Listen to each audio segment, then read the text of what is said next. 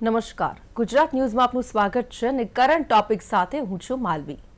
Current ટોપિકમાં આપણે અલગ અલગ વિષય ઉપર ચર્ચા કરતા હોઈએ છીએ અને આપણી સાથે ગેસ્ટ પણ જોડાતા હોઈએ છીએ. ત્યારે આજે આપણે વાત કરવાની છે એ વિષય ઉપર, કારણ કે અત્યારે નવરાત્રિનો પાવન પર્વ ચાલી રહ્યો છે અને એટલા જ માટે ગરબાના આધુનિકરણનો આજે જે વિષય છે. કારણ કે તમે જુઓ કે અત્યારે ગરબાની જે રીત છે તે બદલાઈ છે.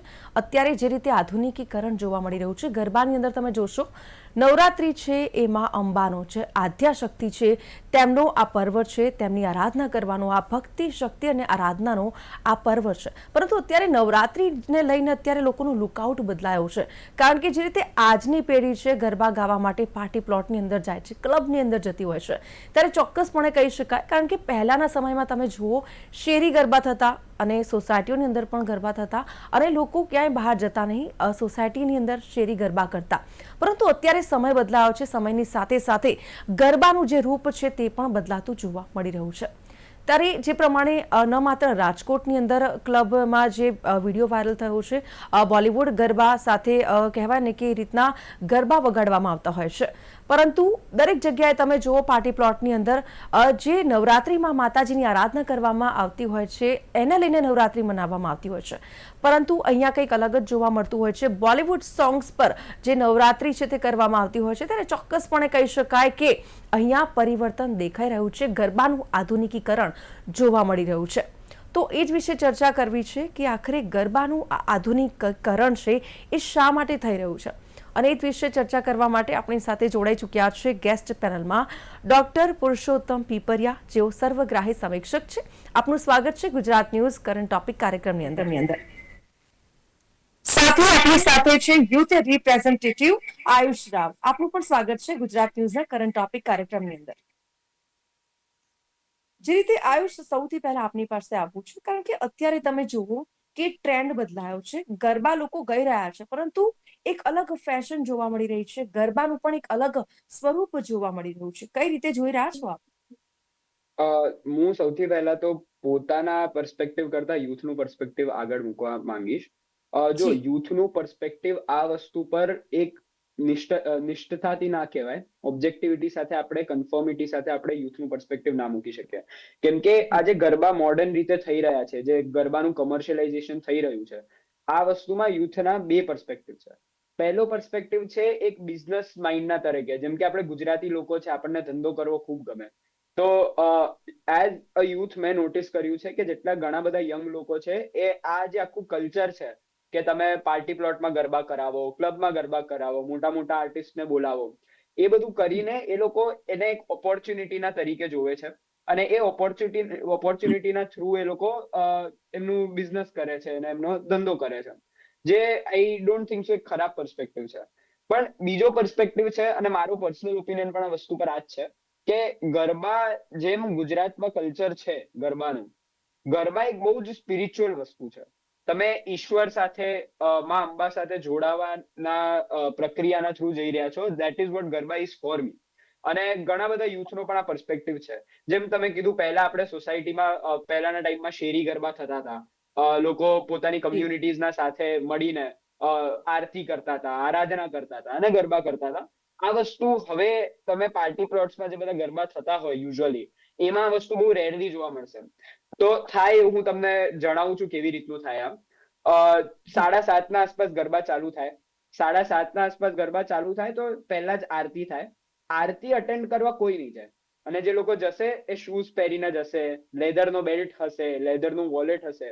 આપણામાં એવું આપણને ખબર હોય કે લેધરની વસ્તુ, શૂઝ પહેરીને આપણે મંદિર પાસે ના જવાય, માતાજી સામે ના જવાય. એવી રીતે બધા જશે. આરતીમાં ઓછા લોકો અટેન્ડ કરશે. હવે જેમ જ આરતી પતશે અને જેમ જ ગીતો ચાલુ થશે કમર્શિયલ બોલિવૂડના બધાના, એમ જ બધા આવી જશે ગરબા કરવા. ગરબા પણ આપણે જેમ કરતા હોઈએ છીએ, garba is supposed to be a very spiritual thing for us. It is supposed to be very personal. આપણે ગરબા કરીએ, ઇટ ઇઝ અ વે જેનાથી આપણે ભગવાનથી કનેક્ટ કરીએ, આપણે ધ્યાન ધરીએ. ગરબા એક ધ્યાનનો ઝરિયો જ છે, આપણે એવું કહી શકાય. પણ હવે ગરબામાં પણ બોલિવૂડ સ્ટેપ્સ થઈ રહ્યા છે, ગરબામાં હોલિવૂડ સ્ટેપ્સ થઈ રહ્યા છે. આ બધી વસ્તુઓ થઈ રહી છે. એક વસ્તુ આમાં પર્સપેક્ટિવ મારો એવો છે કે ખોટું નથી કંઈ પણ, તમે ગરબાને એન્જોય કરો પોતાના રીતે, એક આધુનિક ધૂન લાવો ગરબામાં, એ વસ્તુ ખોટી નથી. ખોટી એ વસ્તુ છે કે આ આધુનિક ધૂનના ચક્કરમાં આપણે જે ગરબાનો એસેન્સ છે, જે આપણી ધાર્મિક પ્રક્રિયા છે એનો એસેન્સ છે, એના ખિલાફ જયારે જવાનું ચાલુ કરીએ, પ્રોબ્લેમ ત્યાં પડે છે.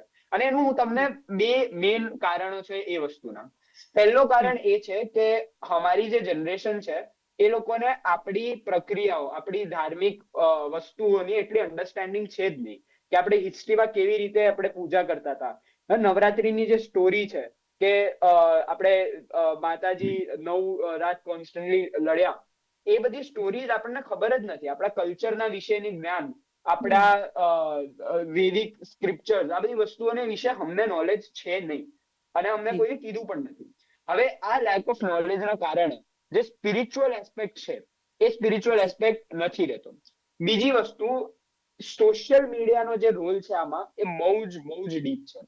તો હવે થાય એવું, ઘણા લોકોને ગરબા કરતા આવડતા પણ ના હોય, એ લોકોને ગરબામાં ઇન્ટરેસ્ટ પણ ના હોય, બટ એ લોકો ખાલી ગરબા કરવા એટલે જશે બીકોઝ એ લોકોને સોશિયલ મીડિયા પર ફોટોઝ પોસ્ટ કરવા હશે. અમારી જનરેશનમાં એક આ ટર્મ બધાએ સાંભળ્યો હશે, ફોમો કરીને. ફોમો એટલે ફિયર ઓફ મિસિંગ આઉટ. આનો મતલબ સરળ ભાષામાં એવું કહીએ કે બધા જે વસ્તુ કરી રહ્યા છે એ વસ્તુ મારે પણ કરવી છે અને મારે એ વસ્તુથી છૂટા નથી પડી જવું.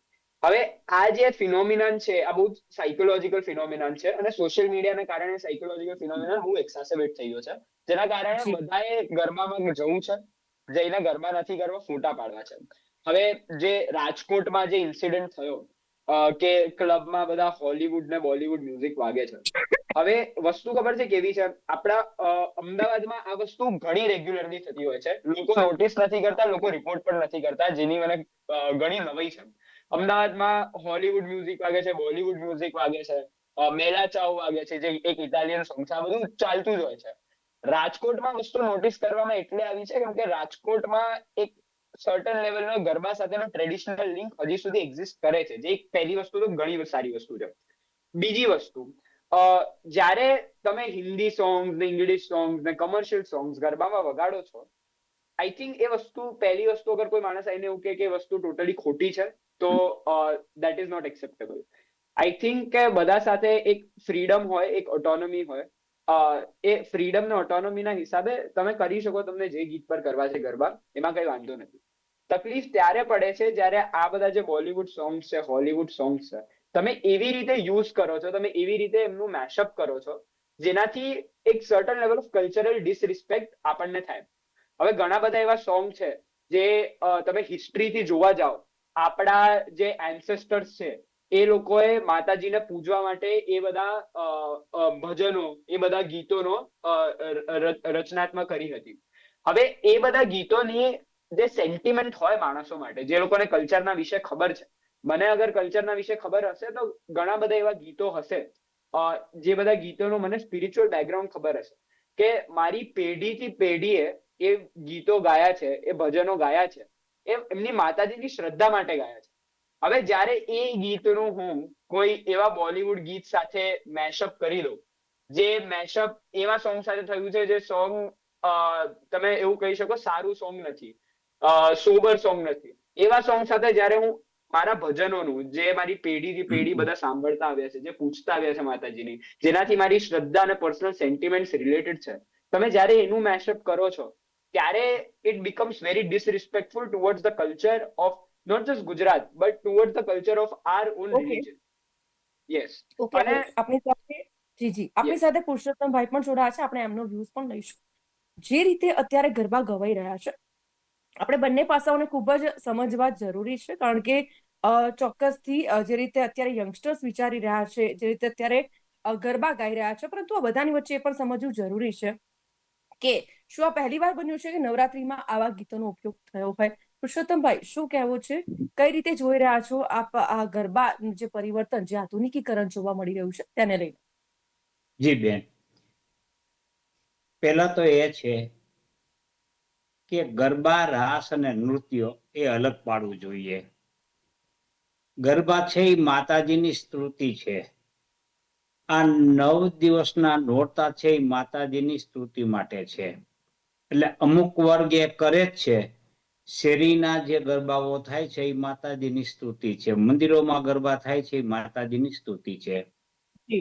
જ્યારે કોમર્શિયલ ગરબાઓ થાય છે, જેને આપણે ગરબા કહે છે, હકીકતમાં એ ગરબા નથી, રાસ ને નૃત્ય છે.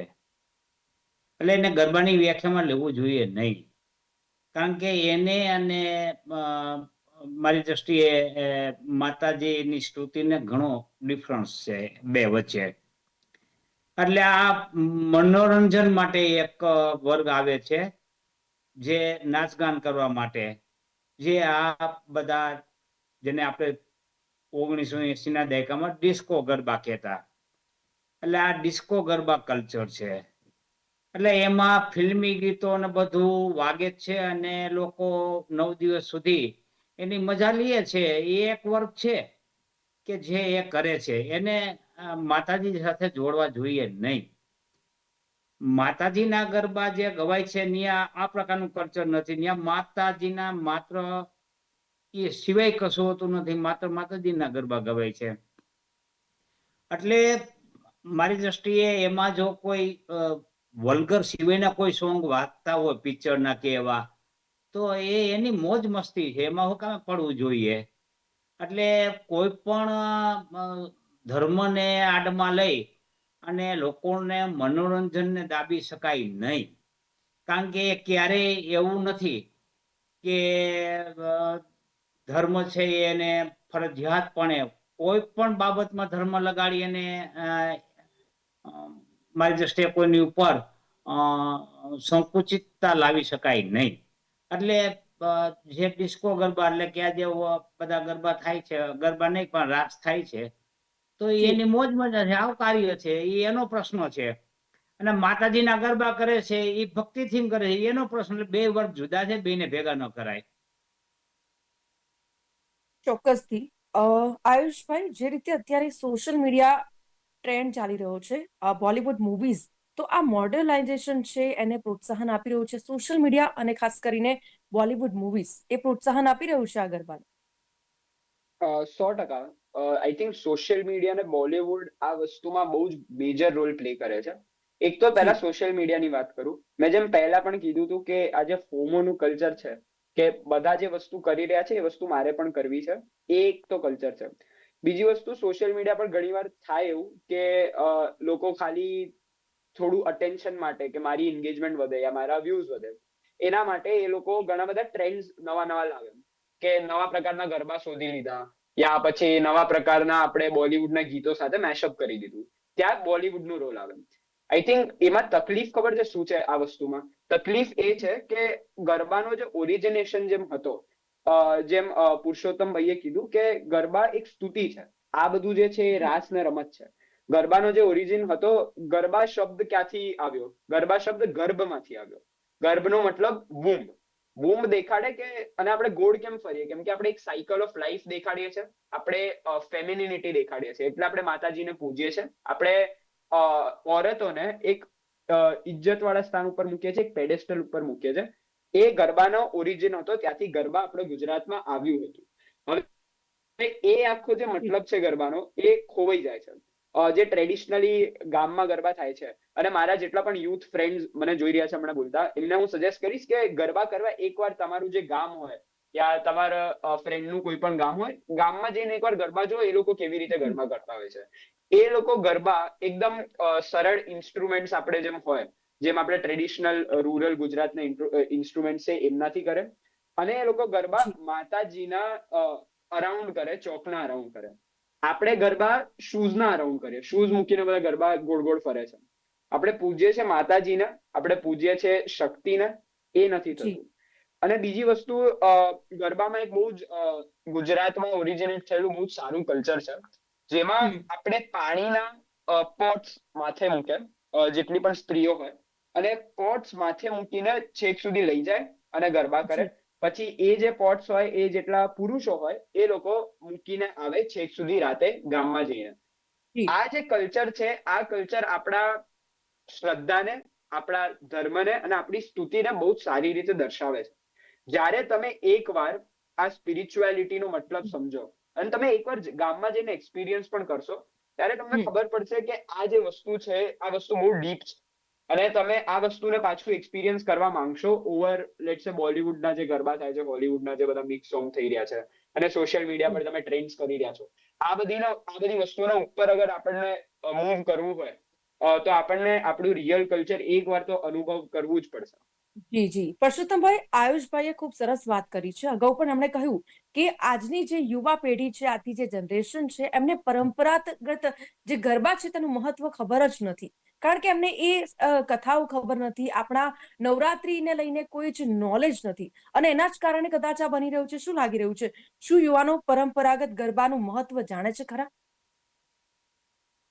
દિન પ્રતિદિન ધર્મ છે એની જાગૃતતા વધતી જાય છે. જી ત્યારે એવું નહીં કહી શકાય કે યુવકોને ધર્મ બાબતે કોઈ નોલેજ નથી. યુવકોને નોલેજ છે જ, જી પરંતુ અહીંયા બે પ્રકારના વર્ગ છે. એક વર્ગ છે એ ધાર્મિકતા અનુસાર પોતાના ઉત્સવ ઉજવે છે, અને જી એક વર્ગ છે એ પોતાના આનંદ ખાતર ઉત્સવો ઉજવે છે. એટલે બેની અલગ અલગ માનસિકતા છે, બેની અલગ અલગ ચોઈસ છે, પણ બેની ચોઈસ એકબીજા ઉપર હાવી થઈ શકે નહીં. આપ જી જોવો છો કે હરેક જે ગરબા થાય છે શેરીના, એમાં નકરી ધાર્મિકતા આપને ઉજાગર થશે.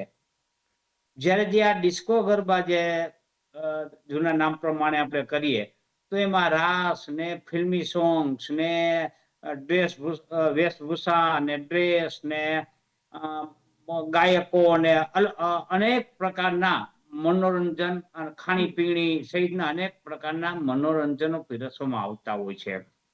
એટલે યુવા વર્ગ છે એ આખા એ તરફ આકર્ષયા છે. એટલે બેનું અલગ વર્ગ છે. એટલે સૌ પોતપોતાની રીતે આનંદ માણવા માટે સ્વતંત્ર છે, અને એને આનંદ માણવા દેવો જોઈએ. જેને ધાર્મિકતાથી આનંદ માણવો છે એ શેરીના ગરબામાં જાય, જી જેને રાસ કે નાચગાન કરવા છે એ ભલે ને આયોજન દ્વારા જે ગરબા કરવામાં આવે છે વિશાળ, એમાં જઈએ. એટલે એ કઈ ખોટું નથી, એકબીજાની ચોઈસ છે. જી જે રીતે પરસોત્તમભાઈ આપણે કહીએ ને કે પાર્ટી પ્લોટ અને ક્લબની અંદર જ નવરાત્રીમાં ક્યાંક ભાન ભૂલાતું હોય તેવું નજરે પડે છે. તમે જોશો કે બોલિવૂડ ગીતો સાથે દારૂના ગીત ઉપર પણ ક્લબો અને પાર્ટી પ્લોટની અંદર ગરબા ગવાતા હોય છે. તો આવા જ્યારે ચિત્રો, આવા દ્રશ્યો જ્યારે આપણી સમક્ષ આવતા હોય છે, ત્યારે એક સવાલ ચોક્કસથી થાય કે નવરાત્રી માત્ર ધાર્મિક તહેવાર નહીં, પરંતુ સામાજિક અને ફેશન ઇવેન્ટ પણ બની છે. આયુષ, આપને પૂછવા માંગુ છું કે અત્યારે ભક્તિ અને ગ્લેમર વચ્ચેનું સંતુલન જાળવવું હોય તો એ મુશ્કેલ છે? ઘણું મુશ્કેલ છે. જેમ પુરુષોત્તમ ભાઈએ કીધું કે બે વર્ગ બની ગયા છે યુથમાં. એક વર્ગ છે જે ગરબાને એન્જોયમેન્ટ તરીકે કરે છે, કે આપણે સોશિયલાઇઝ કરવા માંગીએ છીએ, ફ્રેન્ડ સાથે ગરબા કરવા જઈશું, ડાન્સ કરીશું, ગ્લેમરસ જે વસ્તુ હોય સોશિયલ મીડિયા પર ફોટોઝ નાખીશું. એક એ વર્ગ છે. બીજો વર્ગ છે જે ગરબાની જે હિસ્ટ્રી છે સમજે છે, એનો સ્પિરિચ્યુઅલ એસ્પેક્ટ સમજે છે. હવે જ્યારે તમે વાત કરો કે આ બે વર્ગને સાથે મળાવવાની આપણે ટ્રાય કરીએ, તો એ ખૂબ જ મુશ્કેલ છે, પણ એ અસંભવ નથી. અને હું કહું કેમ. જો તકલીફ, સૌથી પહેલા તો આપણને સમજવું પડશે કે જરૂરત શું છે આ વસ્તુની, કે આપણને આ બેઓને મળાવવાના છે. જરૂરત એ છે કે જ્યારે કોઈ પણ ગ્લેમર માટે, મજા માટે ગરબા કરતું હોય, એમની ફ્રીડમ છે, એમની ઓટોનોમી છે, એમને કરવા દો, કોઈ જ તકલીફ નથી વસ્તુમાં. પ્રોબ્લેમ ત્યાં પડે જ્યારે એ એક રીતે થોડા કલ્ચરના ડિસરિસ્પેક્ટફુલ વેમાં થવા લાગે. જેમ તમે જ કીધું કે દારૂના રિલેટેડ સોંગ્સ છે, યા જે અમાન્ય બધા ગીતો હોય છે એમની સાથે આપણે ધાર્મિક ગીતોને મિક્સ કરીને ગરબા કરતા હોઈએ છીએ, તો આપણા કલ્ચર તરફ થોડું ડિસરિસ્પેક્ટ છે. આ વસ્તુ કેવી રીતે થઈ શકે એ કે સોશિયલ મીડિયાથી સારો કોઈ જ આ વસ્તુ માટેનો જરિયો નથી, કોઈ જ મોડ નથી. આ વસ્તુ કરવા માટે સોશિયલ મીડિયાના થ્રુ જ ગરબાની જે ઓરિજિન છે, ગરબાની જે હિસ્ટ્રી છે, ગરબાના પાછળનો જે મૂળ મતલબ છે, જે ભાવના છે, આ બધી વસ્તુ સોશિયલ મીડિયાના થ્રુ અગર લોકોને આપણે એડ્યુકેટ કરીએ, આપણે એમને શિખામણ આપીએ, તો યુથને એવું નથી કે કલ્ચરના વિશે જાણવું જ નથી, કલ્ચરના સામે એ લોકો કલ્ચરના ખિલાફ છે, એવું કંઈ નથી. કલ્ચરના વિશે અગર આપણે સમજાવશું તો સમજશે. જે યુથને ઓલરેડી ખબર છે કલ્ચરના વિશે, ગરબાના હિસ્ટ્રી શું છે, ગરબાની પાછળની ભાવના શું છે, એ લોકોએ પણ એન્કરેજ કરવું જોઈએ એમના મિત્રોને કે તમે પણ સમજો ગરબાના પાછળની હિસ્ટ્રી અને આ બધી વસ્તુઓ. બીજી વસ્તુ, આર્ટિસ્ટ ઉપર પણ બહુ ડિપેન્ડ કરે છે આ વસ્તુઓ. આપણા ઘણા બધા ગુજરાતી આર્ટિસ્ટ છે બહુ જ સારા સારા, જેમ કે ઈશાની દવે છે, આદિત્ય ગઢવી છે. આ બધા આર્ટિસ્ટ આપણો ગુજરાતની જે કલ્ચર છે એને મસ્ત ગ્લેમરસ મોડર્ન વેમાં એટલી સારી રીતે દર્શાવે છે કે આ બધા ગ્લોબલ આર્ટિસ્ટ થઈ ગયા છે હવે. હવે આ લોકો પણ ગરબામાં પરફોર્મ કરતા હોય છે, એમના સ્પેશિયલી પાસીસ વેચાતા હોય છે. તો તમે એમને જોશો તો એ લોકો કદી આવા બધા સોંગ સાથે મેશઅપ નહીં કરે, કેમ કે એમના પોતાના એ ગુજરાતી જ છે ને એમને ગુજરાતનું કલ્ચર ખબર છે.